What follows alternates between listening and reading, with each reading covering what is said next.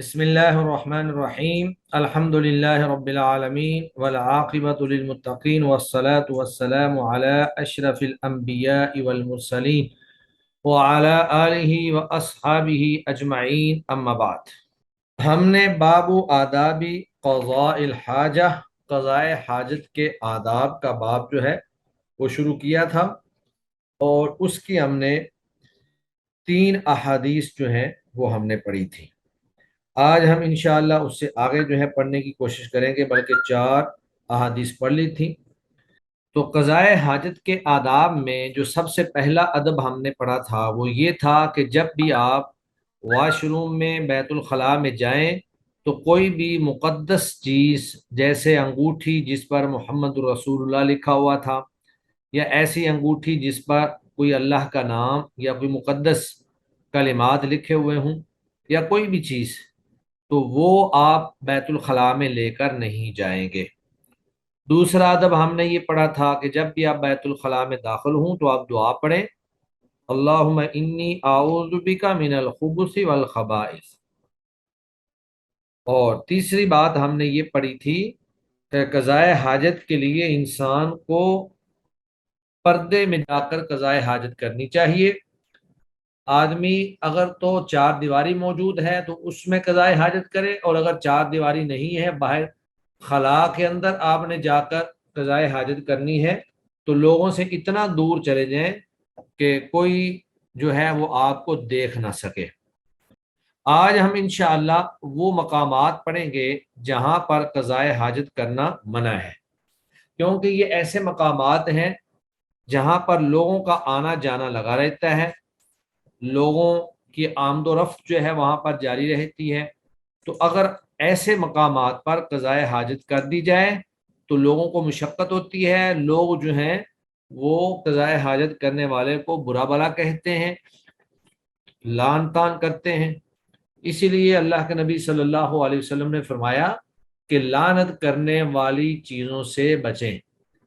تو لعنت اس طرح ہوتی ہے کہ جب آپ ان جگہوں پر قضاء حاجت کریں گے تو لوگ آپ پر لعنت کریں گے، تو گویا کہ وہ جگہ جو ہے وہ آپ کے اوپر لعنت کر رہی ہے۔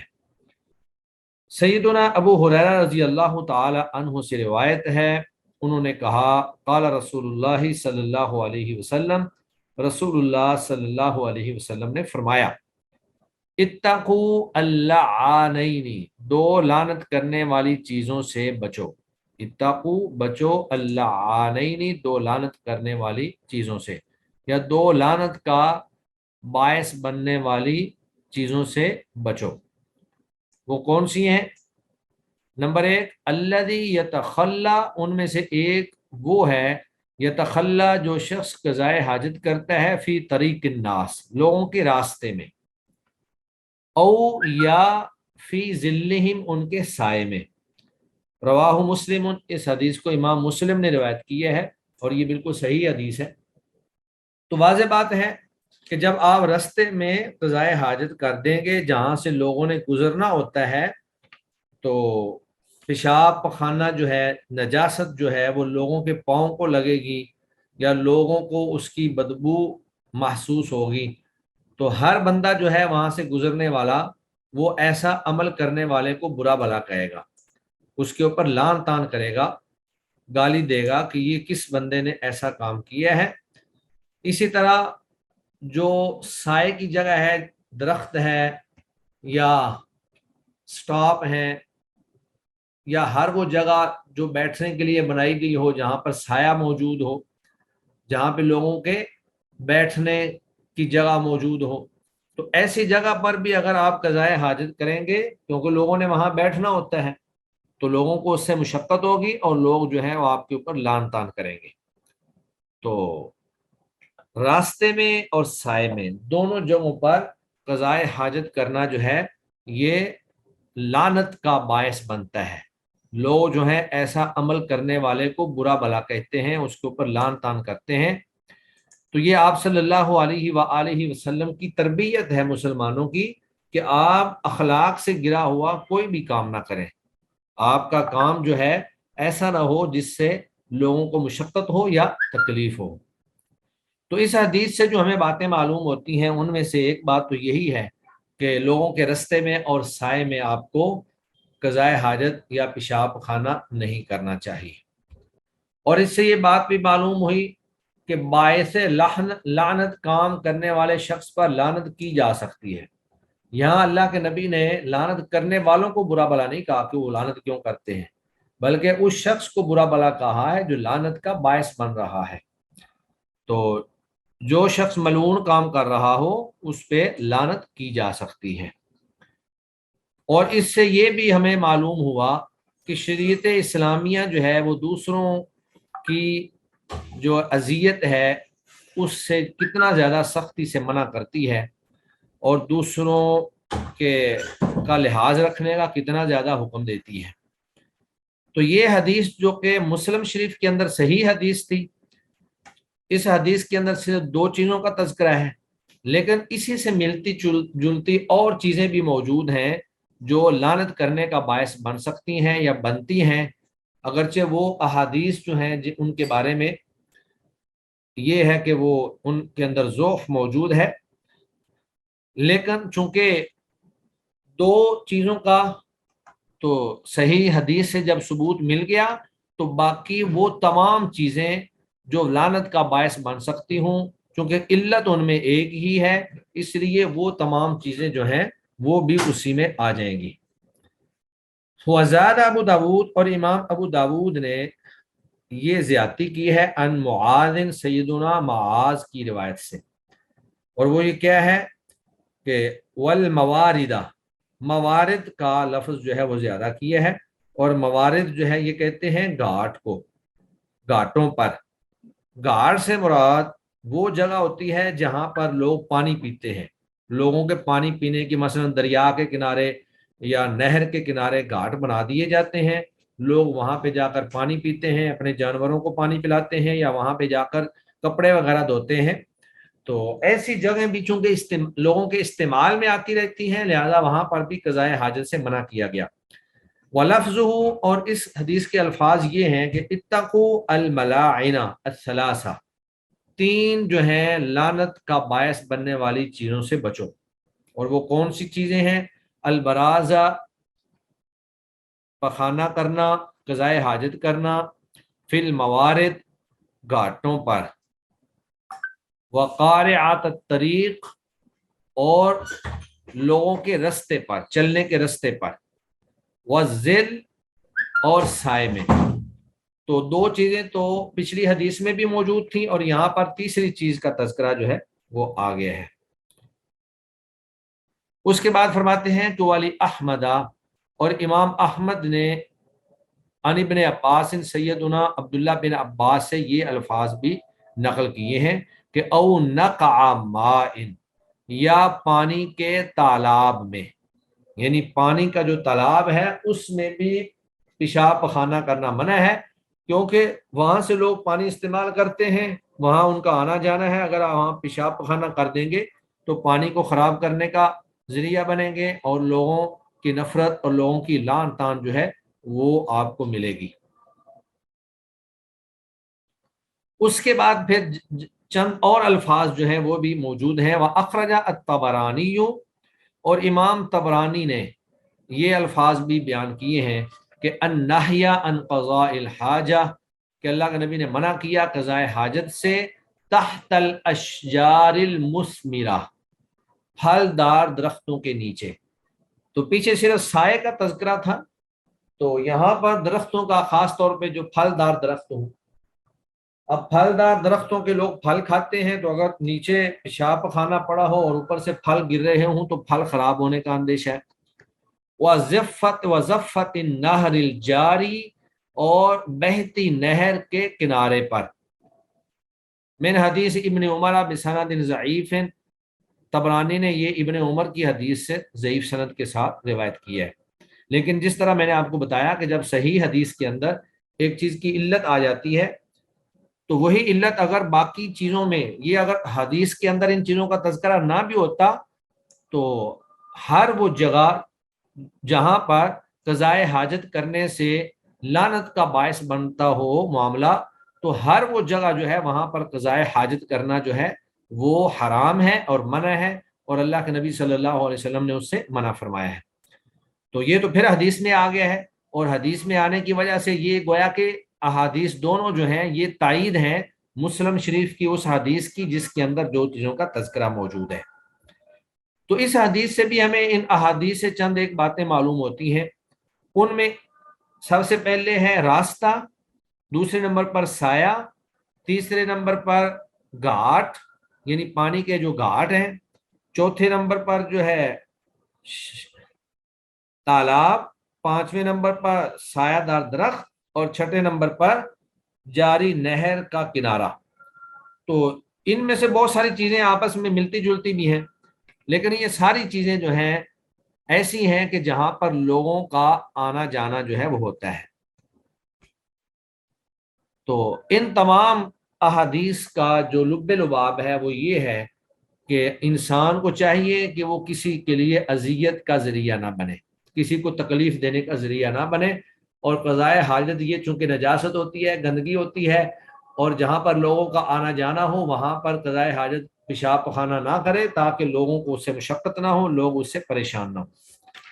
اس کے بعد اگلی حدیث جو ہے وہ سیدنا جابر رضی اللہ تعالی عنہ کی ہے۔ اس میں ایک اور ادب بیان کیا گیا ہے کہ قضاء حاجت کرتے وقت باہم ایک دوسرے سے گفتگو کرنا یہ درست نہیں ہے۔ جب بھی قضاء حاجت کے لیے جائیں تو ایک بندہ دوسرے سے اتنا دور ہو کہ وہ ایک دوسرے کے ساتھ گفتگو بھی نہ کر سکے۔ وعن جابر رضی اللہ عنہ، سیدنا جابر رضی اللہ تعالی عنہ سے روایت ہے، انہوں نے کہا رسول اللہ صلی اللہ علیہ وسلم نے فرمایا اذا تغوط الرجلان، جب دو آدمی، اذا تغوطا جب دو آدمی قضاء حاجت کر رہے ہوں، تو قریب کی شکل تو یہ بن سکتی ہے کہ جس طرح آج کل جو پبلک مقامات ہیں، پبلک پلیسز ہیں، وہاں پر واش روم جو ہیں وہ ساتھ ساتھ ہوتے ہیں، 10 15 15 20 یا مساجد میں، تو وہاں پر تو قریب قریب ہی مطلب دیوار ہوتی ہے درمیان میں، لیکن آواز ایک دوسرے تک جا رہی ہوتی ہے۔ تو اذا تغوط الرجلان، جب قضاء حاجت کریں دو آدمی، فلیتوارا، پس چاہیے کہ چھپ جائے، کل واحد، ان میں سے ہر ایک، عن صاحبہ، اپنے ساتھی سے، ہر ایک اپنے ساتھی سے چھپ جائے، اس کے سامنے قضاء حاجت نہ کرے، با پردہ ہو کر قضاء حاجت کرے۔ اور دوسرا کیا ہے، ولا یتحدثا، اور وہ آپس میں گفتگو بھی نہ کریں۔ فإن اللہ، بے شک اللہ تعالی، یمقت علی ذلک، اس بات پر ناراض ہوتے ہیں، یعنی اگر کوئی قضاء حاجت کے دوران گفتگو کر رہا ہو تو اللہ تعالیٰ اس سے ناراض ہوتے ہیں۔ قضاء حاجت کرتے ہوئے تو سلام کا جواب دینا بھی درست نہیں ہے، چہ جائے کہ آدمی دیگر باتوں کے اندر لگا رہے۔ اللہ کا نبی صلی اللہ علیہ وسلم ایک دفعہ پیشاب کر رہے تھے تو کسی صحابی نے سلام کہا تو اللہ کے نبی نے اس کا جواب نہیں دیا۔ جب آپ صلی اللہ علیہ وسلم پیشاب سے فارغ ہو گئے تو بعد میں آپ نے اس کا جواب دیا۔ تو قضاء حاجت کے دوران سلام کا جواب دینا بھی درست نہیں ہے، چہ جائے کہ آدمی گفتگو کرے۔ تو یہ ایک ادب ہے۔ رواہ احمد، اس حدیث کو امام احمد نے روایت کیا ہے، اور ابن سکن نے اس کو صحیح کہا ہے، اور ابن قطان نے بھی صحیح کہا ہے۔ وَهُوَ مَعْلُولٌ، لیکن ابن حجر کہتے ہیں کہ اس میں کچھ نہ کچھ علت ہے، کوئی مسئلہ ہے۔ تو اس حدیث سے ہمیں یہ بات معلوم ہوتی ہے کہ دین اسلام اپنے پیروکاروں کو نہایت بلند اور اعلی اخلاق کی تعلیم دیتا ہے جو سراسر حیا اور شرم پر مبنی ہے۔ اسلام کی تعلیمات شرم و حیا پر مبنی ہے۔ اور اس سے یہ بھی بات معلوم ہوئی کہ جب دو بندے اکٹھا قضاء حاجت کے لیے جائیں تو ایک دوسرے سے با پردہ ہو جائیں، ایک دوسرے سے چھپ جائیں۔ اگر تو واش روم اکٹھے ہیں تو وہاں تو دیوار کی وجہ سے چھپ جائیں گے، اور اگر باہر خلا میں ہیں تو پھر ایک دوسرے سے اتنا دور ہو جائیں کہ ایک دوسرے کو نظر نہ آئے۔ اور اگر قریب قریب بیٹھتے ہیں اندھیرے کی وجہ سے یا واش روموں کی دیواروں کی وجہ سے تو بھی آپس میں وہ گفتگو نہ کریں، کیونکہ یہ گناہ جو ہے یہ کبیرہ گناہوں میں سے ہے گفتگو کرنا۔ اللہ رب العزت جس گناہ کے اوپر اپنی ناراضگی کا اظہار کر دیں وہ گناہ جو ہے کبیرہ گناہوں میں شمار ہوتا ہے۔ اسی طرح قضاء حاجت کے آداب میں سے ایک ادب یہ بھی ہے کہ آدمی جو ہے وہ دائیں ہاتھ سے اپنی شرمگاہ کو نہ پکڑے، یا دائیں ہاتھ سے استنجا نہ کرے بلکہ بائیں ہاتھ سے استنجا کرے۔ وعن ابی قتادہ رضی اللہ عنہ، سیدنا ابو قتادہ رضی اللہ تعالی عنہ سے روایت ہے، انہوں نے کہا رسول اللہ صلی اللہ علیہ وسلم نے فرمایا لا یمسن احدکم، ہرگز نہ چھوئے تم میں سے کوئی ایک ذکرہ، اپنے ذکر کو، اپنی شرمگاہ کو، بیمینہ، اپنے دائیں ہاتھ سے، وہو یبول، اس حال میں کہ وہ پیشاب کر رہا ہو۔ تو پیشاب کی حالت میں دائیں ہاتھ سے اپنے ذکر کو نہیں چھوا جانا چاہیے۔ اور اس کے بعد فرمایا وَلَا يَتَمَسَّحْ مِنَ الْخَلَاءِ بِيَمِينِهِ، اور نہ ہی استنجا کرے، یتمسح، نہ ہی استنجا کرے، یعنی نہ ہی دھوئے، من الخلاء، بیت الخلاء سے نکلتے وقت اپنے شرمگاہ کو، بیمین ہی، اپنے دائیں ہاتھ سے، ولا یتنفس فی الاناء، اور نہ ہی برتن کے اندر سانس لے، برتن کے اندر سانس لینا بھی منع ہے۔ متفقن علیہ، یہ حدیث بھی متفقن علیہ ہے اور مسلم کے الفاظ ہیں۔ تو یہ بھی ایک ادب ہے کہ قضائے حاجت کے وقت شرمگاہ کو دائیں ہاتھ نہ لگایا جائے اور نہ ہی دائیں ہاتھ سے دھویا جائے، بلکہ بائیں ہاتھ سے ہی دھویا جائے، اور اگر ہاتھ لگانے کی ضرورت بھی پڑے تو وہ بائیں ہاتھ کو ہی استعمال کیا جائے۔ اور یہ ہم اس سے پہلے بھی طہارت کے ابتدائی مسائل میں پڑھ چکے ہیں کہ اللہ کے نبی کو اچھے کام میں دائیں جانب پسند تھی، اور اس طرح کے جو نجاست کے اور برے اعمال تھے وہ آپ صلی اللہ علیہ وسلم بائیں ہاتھ سے کیا کرتے تھے۔ تو اس حدیث سے ہمیں جو بات معلوم ہوئی، پہلی بات تو یہ معلوم ہوئی کہ دائیں ہاتھ سے اپنی شرمگاہ کو چھونا جو ہے وہ منع ہے، کیونکہ یہ دائیں ہاتھ جو ہے یہ دیگر اچھے اعمال کے لیے، کھانا کھانے کے لیے، پانی پینے کے لیے اور دیگر اچھے اعمال کے لیے استعمال ہوتا ہے۔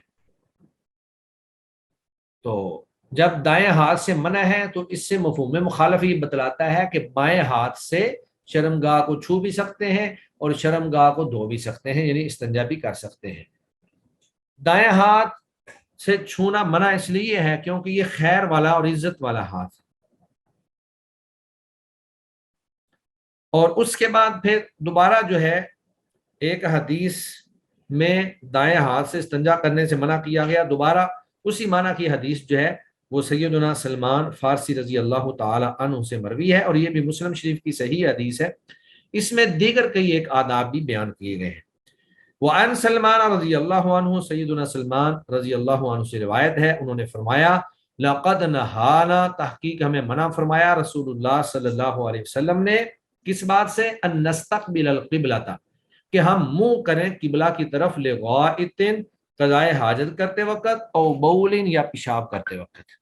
تو یہ بھی گویا کہ ایک ادب ہے کہ قضائے حاجت کرتے وقت قبلہ رخ نہیں ہونا چاہیے، قبلہ کی طرف منہ نہ کیا جائے۔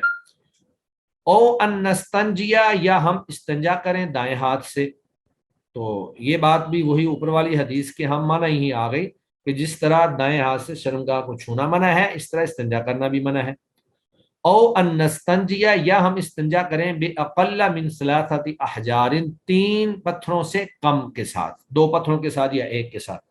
تو چونکہ کم از کم تین پتھر جو ہیں وہ استعمال کیے جائیں۔ اگر آپ پتھر استعمال کر رہے ہیں، آپ باہر خلا میں ایسی جگہ پر استنجا کر رہے ہیں جہاں پہ پانی دستیاب نہیں ہے، تو تین کم از کم پتھر استعمال کیے جائیں، جس سے صفائی کا امکان زیادہ ہے۔ دو کے ساتھ جو ہے وہ صفائی حاصل نہیں ہوتی ہے، اور ایک کے ساتھ بھی مکمل صفائی حاصل نہیں ہوتی۔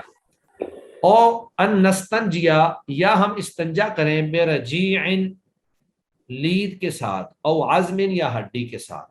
تو لید اور ہڈی جو ہے اس سے بھی آپ صلی اللہ علیہ وسلم نے استنجا کرنے سے منع فرمایا، یہ بھی قضائے حاجت کے آداب ہیں۔ تو چونکہ آگے ہم پڑھیں گے، اللہ کے نبی نے فرمایا کہ لید اور ہڈی سے اس لیے استنجا نہیں کرنا کیونکہ یہ تمہارے بھائی جنوں کی خوراک ہے۔ اس کے بعد پھر آپ صلی اللہ علیہ وآلہ وسلم نے فرمایا، پچھلی حدیث کے اندر صرف قبلہ کی طرف منہ کرنے سے منع کیا گیا تھا، اور یہ حدیث جو ہے اس میں قبلہ کی طرف پیٹھ کرنا بھی منع کیا گیا ہے۔ وَلِلسَّبْعَةِ، اور ائمہ سبع نے من حدیث ابی ایوب، ابو ایوب انصاری سے روایت کیا ہے کہ لا تستقبل القبلۃ، کہ نہ تم منہ کرو قبلہ کی طرف، بغائط، قضائے حاجت کرتے وقت، او بول، یا پیشاب کرتے وقت، ولا تستدبروها، اور نہ ہی قبلہ کی طرف پیٹھ کرو۔ تو قبلہ کی طرف نہ منہ کرنا چاہیے نہ پیٹھ کرنی چاہیے. وَلَٰكِن شَرِّقُوا أَوْ غَرِّبُوا، لیکن تم مشرق کی طرف منہ کر لو یا مغرب کی طرف منہ کر لو. تو یہ جو منہ کا ہے مشرق اور مغرب کی طرف ہے، یہ اہل مدینہ کے ساتھ خاص ہے، کیونکہ مدینہ اور مکہ جو ہے آپس میں شمالن جنوباً پڑتے ہیں، تو وہاں پر شمال اور جنوب کی طرف منہ کرنا منع ہے، مشرق اور مغرب کی طرف منہ کرنا درست ہے. لیکن ہمارے ہاں پاکستان میں چونکہ مغرب میں قبلہ پڑتا ہے، لہٰذا ہم مشرق اور مغرب میں منہ نہیں کریں گے، بلکہ ہمارا منہ جو ہے وہ شمال اور جنوب کی سائڈ پہ ہوگا. تو یہ بھی ایک ادب ہے کہ جس طرح آپ نے قضائے حاجت کرتے وقت قبلہ کی طرف منہ نہیں کرنا، اسی طرح آپ نے قبلہ کی طرف پیٹھ بھی نہیں کرنی. اور پھر قضائے حاجت کرتے وقت آپ نے اپنے سطر کو چھپا کر رکھنا ہے. وعن عائشہ رضی اللہ عنہا قالت، سیدہ عائشہ رضی اللہ عنہا سے روایت ہے، ان النبی صلی اللہ علیہ وسلم، بے شک نبی کریم صلی اللہ علیہ وسلم نے فرمایا، من اتى الغائط، جو قضائے حاجت کے لیے آئے اس کو چاہیے کہ فلیستتر، وہ اپنا پردہ کر کے رکھے. یعنی ایک تو لوگوں کی نگاہوں سے دور جانا بھی حکم ہے، اور دوسرا وہاں پہ جا کر بھی آپ نے اپنا پردہ جو ہے زیادہ سے زیادہ کر کے رکھنا ہے، جتنا زیادہ آپ کر سکتے ہیں. اور اسی طرح قضائے حاجت کے آداب میں سے ایک ادب یہ ہے کہ جب آپ قضائے حاجت سے فارغ ہو جائیں یا واش روم سے باہر نکلیں تو اس وقت بھی آپ دعا پڑھیں. داخل ہونے کی دعا تو اللہم انی اعوذ بک من الخبث والخبائث ہے، اور نکلنے کی دعا غفرانک ہے. وعنہا، اور انہیں سے روایت ہے، یعنی سیدہ عائشہ سے ہی روایت ہے، ان النبی صلی اللہ علیہ وسلم، بے شک نبی کریم صلی اللہ علیہ وسلم، کانا تھے، اذا خرج من الغائط، جب آپ بیت الخلاء سے نکلتے، قالا، تو آپ فرماتے غفرانکا، یہ غفرانکا کی دعا ہے کہ یا اللہ میں تجھ سے تیری مغفرت کا طالب ہوں. تو چونکہ قضائے حاجت کے دوران انسان تلاوت نہیں کر سکتا، ذکر و اذکار نہیں کر سکتا، تو وہ جو اتنا وقت فضول میں گزر گیا جس میں اللہ کا ذکر نہیں ہو سکا، تو گویا کہ آپ اللہ سے بخشش طلب کر رہے ہیں کہ یہ میں نے اتنا وقت ضائع کر دیا ہے اور میں اس وقت میں اللہ کو یاد نہیں کر سکا، تو آپ نے غفرانہ کا پڑھنا ہے. اخرجہ الخمسہ، اس حدیث کو ائمہ خمسہ نے روایت کیا ہے، وصححہ ابو حاتم والحاکم، اور امام ابو حاتم اور امام حاکم نے اس کو صحیح قرار دیا ہے. اس کے بعد پھر سیدنا عبداللہ بن مسعود رضی اللہ تعالی عنہ کی حدیث ہے جس میں 3 لیلوں سے استنجا کرنے کا تذکرہ ہے، اور یہ حدیث ہم اس سے پہلے بھی اس معنی کی پڑھ چکے ہیں اوپر. سیدنا عبداللہ بن مسعود فرماتے ہیں کہ اتن نبی صلی اللہ علیہ وسلم، آئے نبی کریم صلی اللہ علیہ وآلہ وسلم، الغائطہ، قضائے حاجت کے لیے، فامرنی، آپ نے مجھے حکم دیا، ان آتیہ، کہ میں آپ کے پاس لے کر آؤں، بثلاثۃ احجار، 3 پتھر، فوجدت حجرین، تو میں نے 2 پتھر پا لیے، ولم اجد الثلاثہ، اور تیسرا میں نہ پا سکا، مجھے تیسرا نہیں ملا، فاتیتہ بروثۃ، تو میں آپ کے پاس سوکی لید جو ہے وہ تیسری لے آیا، فاخذہما، تو آپ نے ان دونوں پتھروں کو پکڑ لیا، والقى الروثۃ، اور لید کو پھینک دیا، وقال، اور فرمایا، ھذا رجس او رکس، کہ یہ نجس ہے، ناپاک ہے. تو روثہ اصل میں گدھا جو ہے، گدھے کی لید کو روثہ کہا جاتا ہے. تو گدھا چونکہ خود نجس ہے لہذا اس کی لید بھی نجس ہے. اور پھر اس کی دوسری وجہ بھی میں نے بیان آپ کو کی کہ یہ جنوں کی خوراک ہے. اس حدیث کو امام بخاری نے روایت کیا ہے، اور امام احمد اور دارقطنی نے یہ بھی اضافہ کیا ہے کہ ائتنی بغیرہا، کہ اللہ کے نبی نے فرمایا کہ تو میرے پاس اس کے علاوہ کوئی چیز جو ہے وہ لے کر آ. اس کے بعد پھر اگلی حدیث جو ہے سیدنا ابو ہریرہ رضی اللہ تعالی عنہ کی حدیث ہے، اس کے اندر بھی یہی تذکرہ ہے کہ بے شک رسول اللہ صلی اللہ علیہ وسلم نے منع کیا، ان نستنجی بعظم او روث، کہ ہم استنجا کریں ہڈی کے ساتھ یا لید کے ساتھ. اس سے آپ نے ہمیں منع فرمایا. وقال، اور فرمایا، انہما لا یطہران، کہ یہ دونوں چیزیں جو ہیں یہ طہارت نہیں کرتی. رواہ الدارقطنی وصححہ، اس حدیث کو امام دارقطنی نے روایت کیا ہے اور اس کو انہوں نے صحیح قرار دیا ہے. قضائے حاجت کے آداب ہم پڑھ رہے تھے، اور 100 نمبر حدیث سیدنا ابو ہریرہ رضی اللہ تعالی عنہ کی یہ ہم نے پڑھ لی تھی. آج میرا دل ہے کہ آج ہم یہ باب ختم کر دیں، کیونکہ شاید آج ہمارا آخری لیکچر ہے. اگر ہمیں کچھ زیادہ ٹائم بھی لگانا پڑا تو ہم کریں گے، اور پھر اسی باب میں سے آپ کا ایک کوئز جو ہے وہ بھی بنے گا 2 لیکچروں میں سے، پچھلا لیکچر اور یہ والا لیکچر۔ جی، قضاء حاجت کے آداب میں سے ایک ادب یہ بھی ہے کہ آپ پیشاب کے چھینٹوں سے اپنے آپ کو بچائیں، کیونکہ پیشاب نجس ہوتا ہے، ناپاک ہوتا ہے، یہ کپڑوں کو لگ جائے یا جسم کو لگ جائے تو کپڑے بھی ناپاک ہو جاتے ہیں، جسم بھی ناپاک ہو جاتا ہے، اور پھر اس پر عذاب قبر بھی ہوتا ہے، جس طرح کہ ہم حدیث میں ابھی پڑھیں گے۔ تو یہ بھی ایک ادب ہے کہ پیشاب کرتے ہوئے اہتمام کے ساتھ، دھیان کے ساتھ پیشاب پخانہ کیا جائے تاکہ کپڑوں کو یا جسم کو نہ لگے۔ وعن ابی ہریرہ رضی اللہ عنہ، سیدنا ابو ہریرہ رضی اللہ تعالی عنہ سے روایت ہے، انہوں نے کہا رسول اللہ صلی اللہ علیہ وسلم نے فرمایا، استنزہوا من البول، تم پیشاب کے چھینٹوں سے بچو، فإن عامۃ عذاب القبر، کیونکہ زیادہ تر عذاب قبر جو ہے منہ وہ اسی وجہ سے ہوگا۔ رواہ الدارقطنی، اس کو امام دارقطنی نے روایت کیا ہے، وللحاکمی، اور امام حاکم کی روایت میں یہ الفاظ بھی ہیں کہ اکثر عذاب القبر من البول، کہ اکثر عذاب قبر جو ہے وہ پیشاب کی وجہ سے ہوگا، یعنی لوگ جو ہیں وہ پیشاب کرتے وقت جو ہے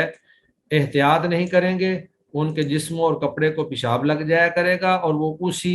کے ساتھ ہی نمازیں وغیرہ پڑھیں گے، حالانکہ وہ ان کے کپڑے بھی ناپاک ہوں گے اور ان کا جسم جو ہے وہ بھی ناپاک ہوگا۔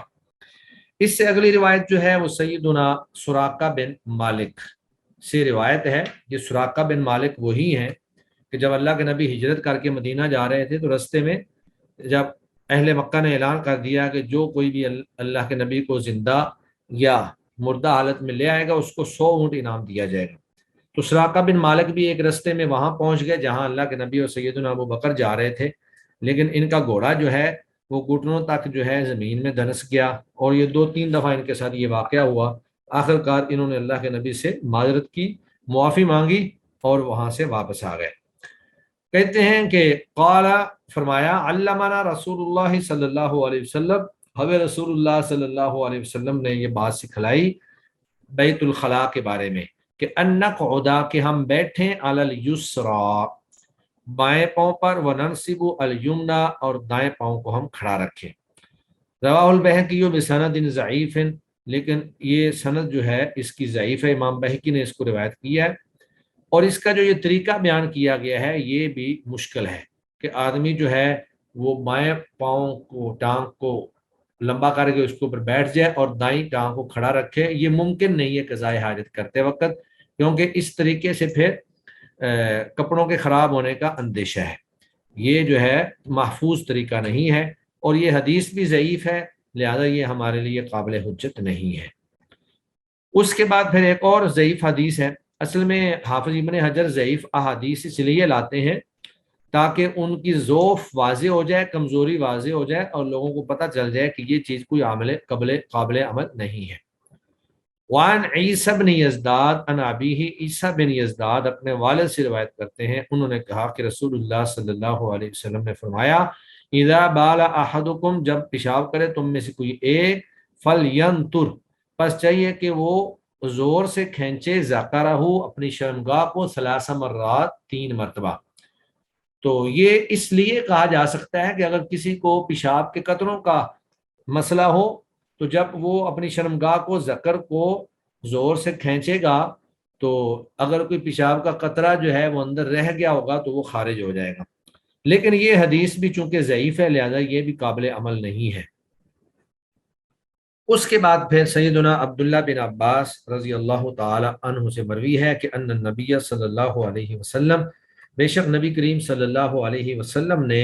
سأل اہل قباء، اہل قباء سے پوچھا، فرمایا کہ ان اللہ یثنی علیکم، بے شک اللہ تمہاری تعریف کرتے ہیں، کیونکہ قرآن مجید میں اللہ نے فرمایا ہے کہ فیہ رجال یحبون ان یتطہروا، کہ اس بستی میں ایسے لوگ رہتے ہیں جو طہارت کو پسند کرتے ہیں، واللہ یحب المطہرین، اور اللہ بھی طہارت حاصل کرنے والوں کو پسند کرتا ہے۔ تو یہ اہل قباء کی تعریف میں اللہ رب العزت نے یہ آیت نازل فرمائی۔ تو اللہ کے نبی نے اہل قباء سے پوچھا کہ تمہاری کیا صفت ہے جس وجہ سے اللہ نے تمہاری یہ تعریف کی ہے؟ فقالو، تو اہل قباء نے کہا، انا نتبع الحجارۃ، بے شک ہم پیچھے لگاتے ہیں پتھروں کے، الماء، پانی کو، یعنی استنجا کرتے وقت ڈیلے استعمال کرنے کے بعد پانی بھی استعمال کرتے ہیں، ڈبل جو ہے ہم طہارت حاصل کرتے ہیں۔ رواہ البزار بسند ضعیف، اس روایت کو بزار نے ضعیف سند کے ساتھ روایت کیا ہے، اور اس کی اصل جو ہے ابو داود اور ترمذی میں موجود ہے، جس کو ابن خزیمہ نے صحیح کہا ہے ابو ہریرہ کی حدیث سے، بدون ذکر حجارہ، حجارہ یعنی پتھروں کے ذکر کے علاوہ۔ تو بہرحال یہاں تو یہی ہے کہ جتنی بھی طہارت حاصل کی جائے اتنی ہی اللہ کو پسند ہے، اور اللہ کے نبی صلی اللہ علیہ وسلم نے فرمایا کہ الطہور شطر الایمان، صفائی جو ہے وہ نصف ایمان ہے۔ تو دین اسلام کے اندر طہارت کو اور صفائی کو بنیادی اور مرکزی حیثیت حاصل ہے، وہ وضو کی شکل میں ہو، وہ تیمم کی شکل میں ہو، وہ غسل کی شکل میں ہو، یا پھر بالوں کے کاٹنے کی شکل میں ہو، جیسے زیر ناف بال ہیں یا زیر بغل بال ہیں یا مونچھیں ہیں، ان کو کاٹنا۔ تو اسلام کے اندر طہارت کی بہت زیادہ اہمیت ہے، تو یہاں پہ صرف طہارت کی فضیلت بیان کرنا مقصود تھا۔ تو آج ہمارا الحمدللہ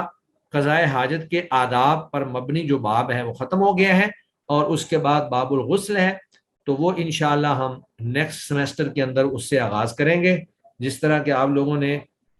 میسج پڑھ لیے ہیں کہ آج ہمارا آخری لیکچر تھا،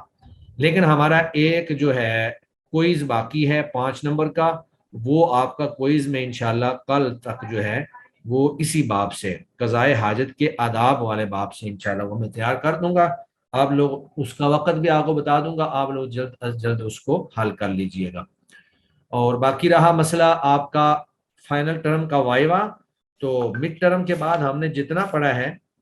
وہ سارے کا سارا فائنل ٹرم کے اندر انشاءاللہ آئے گا، اور مڈ ٹرم کے بعد جو ہم نے پڑھا ہے میرے علم کے مطابق ہم نے حدیث نمبر 50 سے آگے تقریباً، تو یہ جو 50 احادیث ہیں وہ انشاءاللہ وائوا کے اندر ہوں گی، اور باب قضاء الحاجہ، آدابی قضاء الحاجہ جو ہے اس کا ایک کوئز ہوگا۔ چلیں جی، سبحانک اللہم و بحمدک، اشہد ان لا الہ الا انت، استغفرک و اتوب الیک۔ السلام علیکم ورحمۃ اللہ وبرکاتہ۔